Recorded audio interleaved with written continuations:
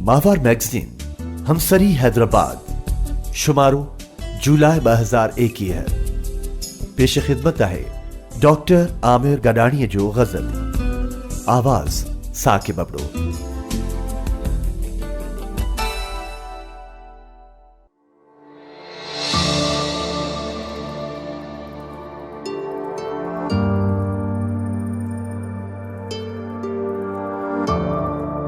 भाकुरन ते बंदिशूं पइजी वयूं, हेल तुझे गोठड़े में किया जाऊं, चौ तरफ राकास घूरे थो पियो, शहर जूं खाली घिटियूं छिरकन पयूं,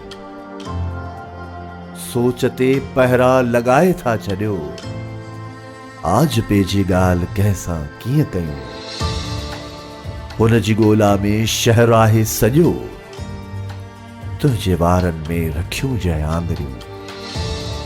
काश तुझे घर मां के गभरू खजन, काश तिनखे भी मिलन के अज़ियतूं, हुन जे लाशे ते लिखियल ॾिस सिंध आ,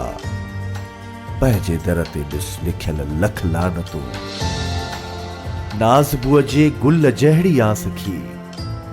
पोपटन या पे ॾिनम तोखे चुनियूं, शख्स हिकिड़ो तूं न हुए संसार में, खोड़ भेरा हुन कयूं मोहबतूं,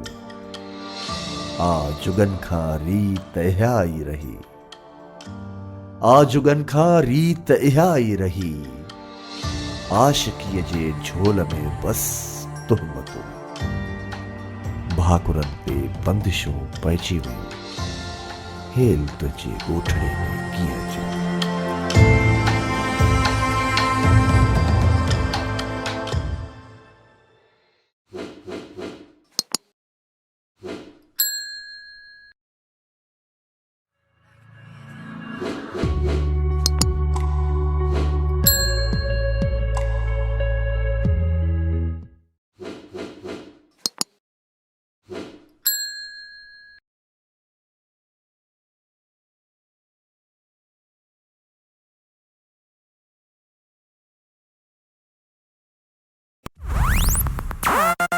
हमसरी मैगज़ीन में शाया थींदड़ मवाद के हासिल करण लाइ जेकर अहां असांजे YouTube चैनल हमसरी सिंध के सब्सक्राइब नाहे कयो त हींअर ई सब्सक्राइब करियो, शेयर करियो ऐं हा बेल आइकन ते क्लिक करण हरगिज़ न विसारींदा त जीअं असांजो ईंदड़ मवाद सभिनी खां पहिरीं अव्हां ताईं पहुचे।